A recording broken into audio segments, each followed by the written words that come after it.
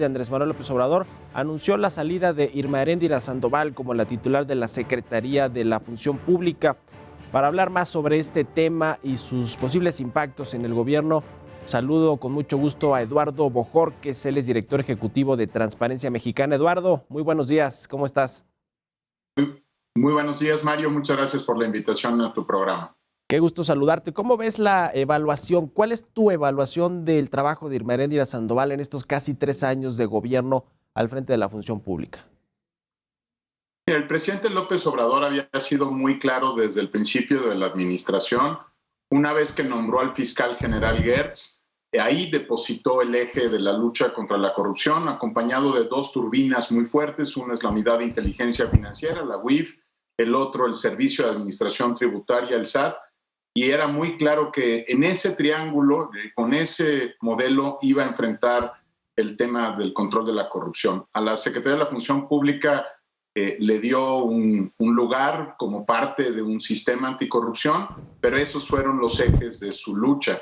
Y creo que la evaluación que se puede hacer de la Secretaría, bueno, es la que muchos conocen.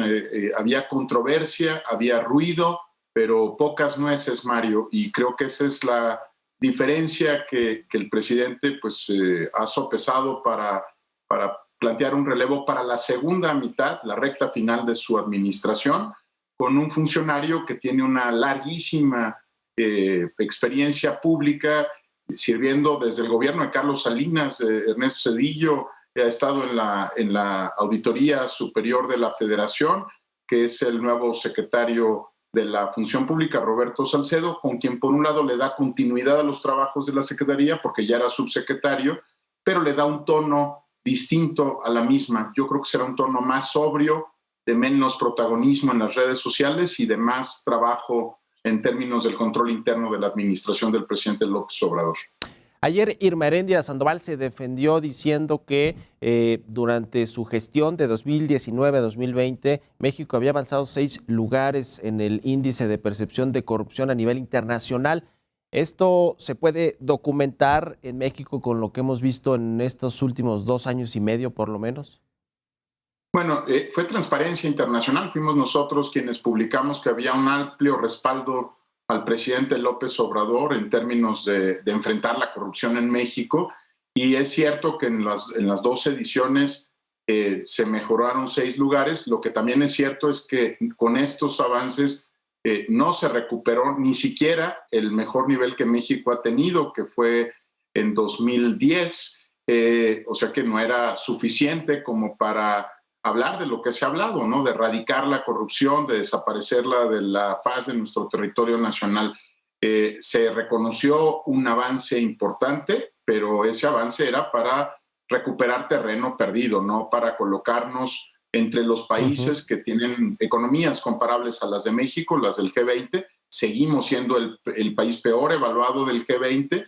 Y el propio INEGI, Mario, yo creo que ha sido muy claro en que la corrupción en trámites y servicios, la que le pega a los hogares, a las familias mexicanas, sigue creciendo. Creció 9% en la última medición que hizo el INEGI. Sí, Así sí. que, primero, no creo que se pueda atribuir nadie el resultado de una calificación global de un país, pero tampoco creo que sea, digamos, de la trascendencia que el discurso político que se utilizaba o que se sigue utilizando incluso de erradicación de la corrupción permita respaldar. ¿Le perjudicó a Irma Heréndira Sandoval, más allá del tema político en Guerrero con su hermano, el asunto personal de sus propiedades que no pues hizo públicas en sus declaraciones y que además pues en teoría tampoco se respaldan con los ingresos que tuvo como investigadora y luego como funcionaria pública? Estas propiedades que se publicaron en un reportaje periodístico, ¿le perjudicó eso junto con lo de Manuel Bartlett, la exoneración que hizo de este director de la CFE, que también, pues al que también se le documentaron varias propiedades y incluso la participación de su hijo en contratos públicos del sector salud? Todo esto en términos de imagen para la secretaria y para la función pública, ¿terminó afectándole? Sí, no le ayudó a su buena fama, a su reputación pública, sin duda. Incluso el día de ayer la Cámara de Diputados pidió que se investigara a la propia secretaria Sandoval por el tema justamente de sus propiedades. digamos que tuvo muchos momentos controversiales, difíciles, y en la parte dura, Mario, en la parte de sanciones, yo creo que no la pasó bien porque las multas que impuso, las inhabilitaciones que iba estableciendo, después eran revisadas por una instancia superior y revocadas. Entonces creo que fue una administración compleja la que tuvo que enfrentar, y sin duda los casos que refieres no ayudaron a la secretaria Sandoval. Pero si me preguntas cuál creo que es el tema más importante, pues creo que tiene que ver con cómo decidió el propio presidente librar el tema de control de la corrupción a través de la Fiscalía General, la UIF y el SAT, ¿no? Era una secretaría que sigue existiendo, que sigue ocupando un papel en la administración pública, pero definitivamente no era el eje de la lucha contra la corrupción en México.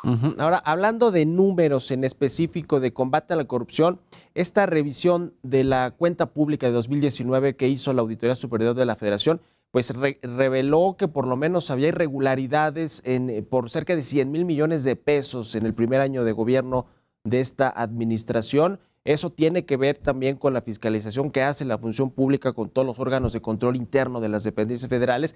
Quedó eclipsado por el asunto del aeropuerto, del costo de cancelación, pero bueno, pues al final de cuentas es una cifra muy alta, 100,000 millones de pesos, que tiene irregularidades y que lo detectó la Auditoría Superior. Sí, este es el reto más grande que va a enfrentar el secretario Salcedo. Ya no se trata de hablar de la corrupción histórica, de la corrupción estructural, de la corrupción de los sexenios pasados.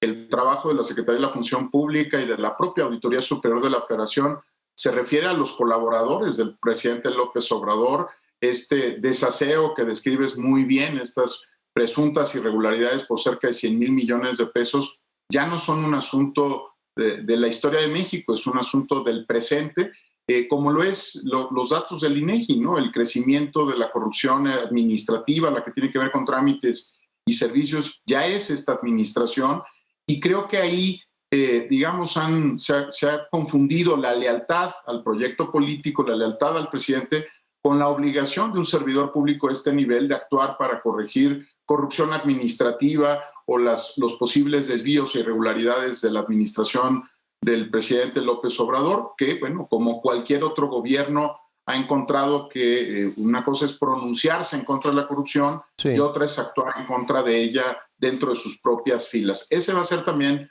Mario, el reto más grande que enfrente Salcedo, porque todo lo que revise y audite va a ser sobre la administración del presidente López Obrador y sobre los colaboradores cercanos o no del propio presidente. Una reflexión final breve, Eduardo. ¿Qué es lo que realmente se necesita para combatir eficientemente la corrupción? Voluntad política, mejores instituciones. ¿Qué dirías tú? ¿Qué es lo que se requiere para realmente enfrentar frontalmente el tema de la corrupción y la impunidad?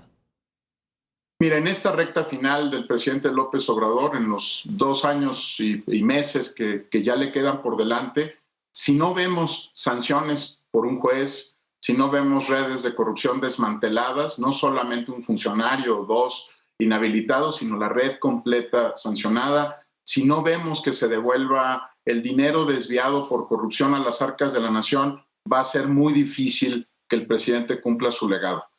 Lo que ha planteado como su prioridad número 1, Mario, pasa por sentencias, pasa por activos recuperados, pasa por reparar el daño a las víctimas, no pasa por cerrar filas alrededor de los procesos electorales de 2022, 2023 o 2024. Hay otros órganos como los partidos políticos que se encargan de esos temas. El legado del presidente depende de eso. Sentencias, redes desmanteladas y activos recuperados. Y al día de hoy, Mario, no han llegado. Eso es lo que tenemos todos y todas muy claras en el país. No hay nadie que haya sido sentenciado por delitos vinculados por corrupción o gran corrupción, como lo prometió el presidente de la República durante su campaña en 2018. Pues ahí está. Gracias, Eduardo Bojorquez, por haber tomado la entrevista. Muy buenos días. Al contrario, Mario, muchísimas gracias por la invitación. Hasta